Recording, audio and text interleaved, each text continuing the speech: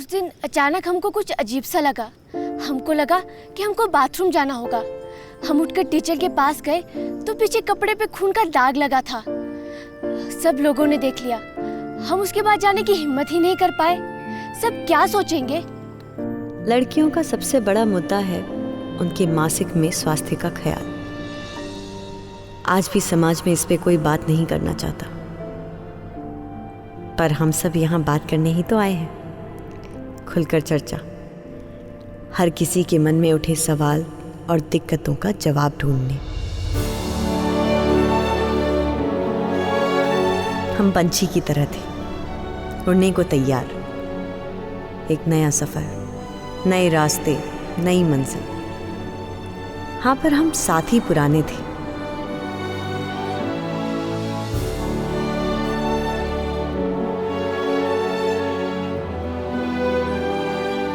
यह है पालम गांव, एक खूबसूरत छोटा सा गांव जहां अपनी चुनौतियां हैं। पर हम इस गांव को एक सपनों का गांव बनाना चाहते हैं। एक आदर्श गांव, एक ऐसा गांव जो प्रेरणा बन सके पूरे देश के लिए।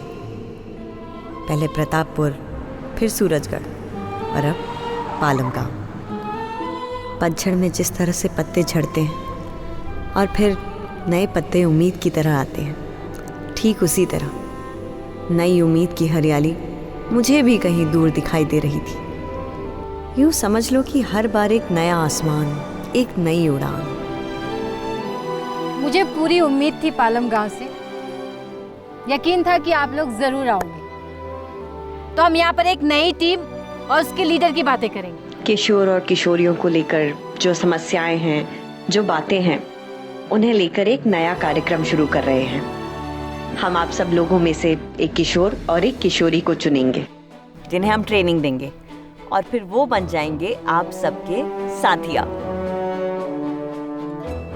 इस साथिया से आप खुलकर अपने दिल की बात कर सकते हैं बिना किसी झिझक के। फिर वो चाहे आपके शरीर में आ रहे बदलाव के बारे में हो, या पोषण के बारे में हो, आपकी खुशहाली के बारे में हो, हिंसा के बारे में हो, स्वास्थ्य के बारे में हो, मानसिक स्वास्थ्य के बारे में हो, या कोई और परेशानी, आप बेझिझक बात कर सकते हैं जैसे अपने दोस्तों से करते हैं। और अगर उनको लगा कि आपको और सहायता की ज़रूरत है तो वो आपको एएनएम दीदी के पास लेकर जाएंगे, और ज़रूरत हुई तो डॉक्टर के पास भी। और ये जो आपकी आशा दीदी हैं, ये आपके घर घर जा कर के आपके माँ बाप से मिलेंगी, उन्हें इस कार्यक्रम के बारे में समझाएंगी और उन्हें अपने साथ करेंगी, उनका सहयोग लेंगी। आप लोग चाहते हैं ना कि एक ऐसा साथिया हो जो आपकी छोटी छोटी समस्याओं पर विचार करे और उसका सही समाधान निकाले? हाँ।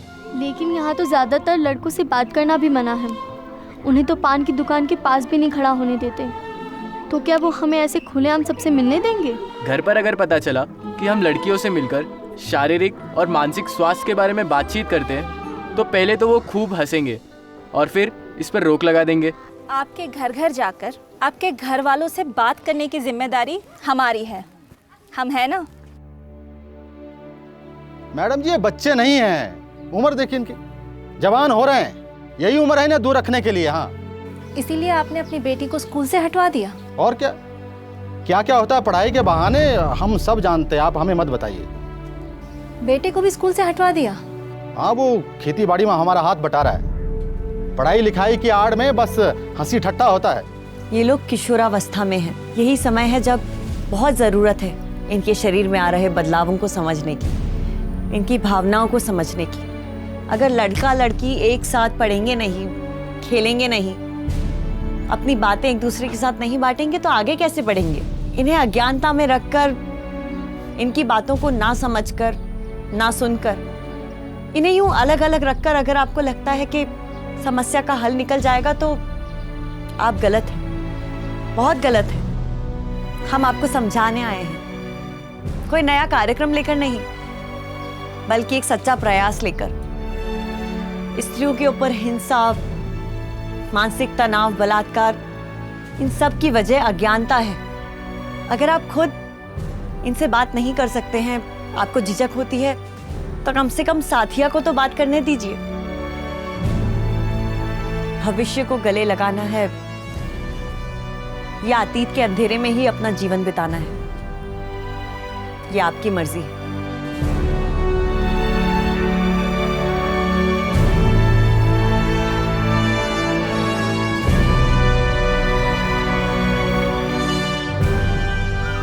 हमें किशोर किशोरियों को भटकने नहीं देना है, इनकी आवाज़ को सुनना है, इनकी समस्याओं का समाधान ढूंढना है।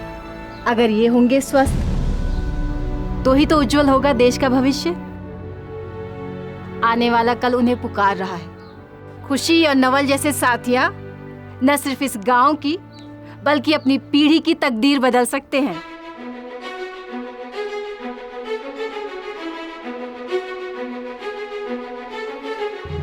तुम लोगों को इस कार्यक्रम में शामिल किया गया है क्योंकि किशोरावस्था एक ऐसी अवस्था होती है जिसमें जवान होते हुए बच्चे बहुत ही नाजुक मोड़ पर होते हैं। हमारे साथियां तैयार थे, नवल और खुशी, दोनों 16-17 साल के किशोर किशोरी। उनकी भी समस्याएं शंकाएं वही जो उनके दोस्तों की थी। वो मेरे सभी दोस्तों के छाती पर बाल आ गए, पर मेरे नहीं है, इसीलिए वो लोग बोलते हैं कि मैं अभी भी बच्चा हूँ।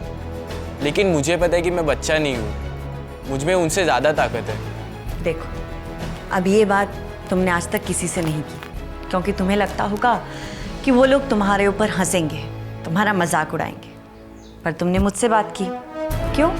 क्योंकि तुम्हें मुझ पर विश्वास है। तुम्हें लगता है कि मैं तुम्हें सही जानकारी दूंगी, है ना?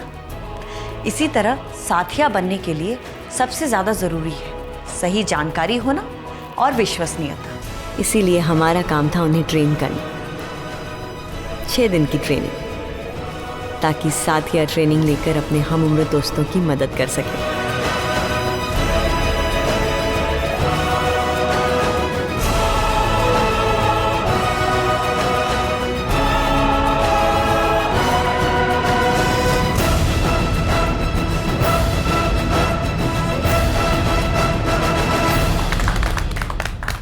ये किशोर किशोरियों का कार्यक्रम हमारे गांव से शुरू हो रहा है। अगर हमने पूरी ईमानदारी और कामयाबी के साथ इस पहल को सही दिशा और सही मंजिल तक पहुंचा दिया तो हमारे गांव का नाम सारे देश में हो जाएगा। सरपंच बाबू, ऐसे कार्यक्रम रोज आते जाते रहते हैं, इससे कोई बड़ा फायदा नहीं होने वाला है। इससे ना कोई अमीर होने वाला है ना कोई गरीब। आप सबको तो याद होगा 2 महीने पहले ही भरे बाजार में एक 14 साल की लड़की को कुछ लड़कों ने छेड़ा था, उसका दुपट्टा खींचा था, उस लड़की का स्कूल छूट गया, उसके घर वालों ने उसकी शादी करवा दी। किसी ने भी उस लड़की से या उन छेड़ने वाले लड़कों से या उनके घर वालों से बात करना जरूरी नहीं समझा। अगर उन्हें भी एक दोस्त, एक साथिया मिला होता जो उनकी परेशानियों को सुन सकता, बांट सकता, तो वो तीनों आज हमारे साथ यहाँ होते। हम सभी माता पिता और गांव वालों को बोलेंगे कि जमाना बदल रहा है। हमने अपने बच्चों को इकट्ठा करके उनको विचारों को आपस में विमर्श करने की खुली छूट दे देनी चाहिए।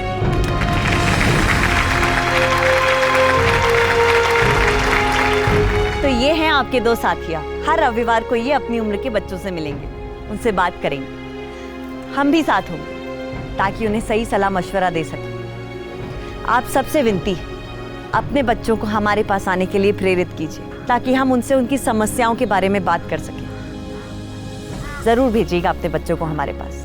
मन में कोई भी हिचक हो, एकदम खुलकर बोलो। यहाँ हमारे प्रोजेक्ट के पहले साथिया नवल और खुशी जी जान से लगे हुए हैं। आज तक इस गांव में एक दूसरे से चर्चा करने का, संवाद करने का माहौल नहीं था, लेकिन आज सब खुलकर बात कर रहे थे। हमारा वो गीला हो जाता है, हम बहुत परेशान हैं। दोस्त लोग बोल रहे हैं कि हम वैसे ही कमजोर हो जाएंगे। कोई हकीम को दिखाएं, लेकिन हकीम पैसे मांगेगा। मैं बाबूजी को क्या बोलूं? तुम शायद स्वप्न दोष की बात कर रहे हो। देखो, तुम और हम जवान हो रहे हैं, तो हमारे साथ साथ हमारे रिप्रोडक्टिव ऑर्गन्स यानी कि प्रजनन करने वाले अंग भी तो बढ़ रहे हैं। ये हमारे उम्र के हर लड़के के साथ होता है। पर सब बोलते हैं कि हम कमजोर हो जाएंगे, तबीयत बिगड़ जाएगी, नामर्द भी बन सकते हैं। सच है क्या? बिल्कुल गलत बात है। ये स्वाभाविक है कि तुम और हम बड़े हो रहे हैं, तो किसी कल्पना से, किसी विचार से स्वप्न दोष हो जाता है। इस पर कभी कभार जोर नहीं रहता, और ना ही हम नामर्द बनते और ना ही कोई कमज़ोर होता है। और ना ही किसी हकीम के पास जाने की ज़रूरत है ना डॉक्टर स्नेहा? बिल्कुल सही, नवल ने बिल्कुल सही कहा। बस कुछ बातों का ध्यान सब किशोरों को रखना चाहिए, खास तौर से अपने शारीरिक स्वास्थ्य, अपनी साफ सफाई का, और अच्छे से पोषित खाना खाओ, मन लगा के पढ़ाई करो, खूब खेलो, बिल्कुल चिंता मत करो, सब कुछ ठीक है। सब बंदिशें खुलने लगी थी। मन की बंदिश ही सबसे बड़ी बंदिश होती है शायद। हम अंदर से जकड़े हुए होते हैं, हजारों धारणाएं हमें बांधती हैं।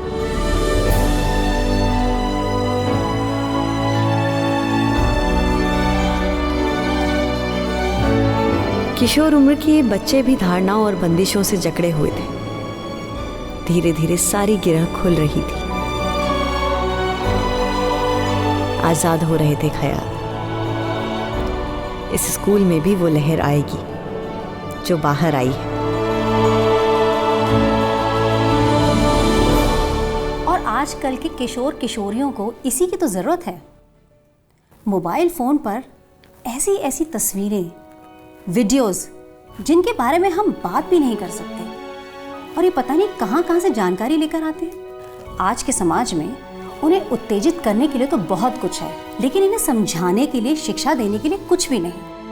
यही तो है आज के समय की पुकार जो आप कर रही हैं। धीरे धीरे प्रतापपुर और सूरजगढ़ की तरफ पालम गांव में भी बदलाव का रंग चढ़ रहा था। हमने अपने प्रोजेक्ट के लिए स्कूल और स्कूल के बाहर साथिया का चुनाव किया। तो लड़कियों में साथिया होगी शुभी, लड़कों में साथिया होगा पवन।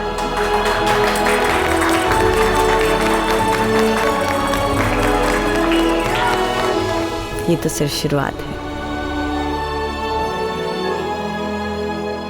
आगे इस प्रोजेक्ट को हम और आगे ले जाएंगे ताकि कोई भी छूट ना जाए।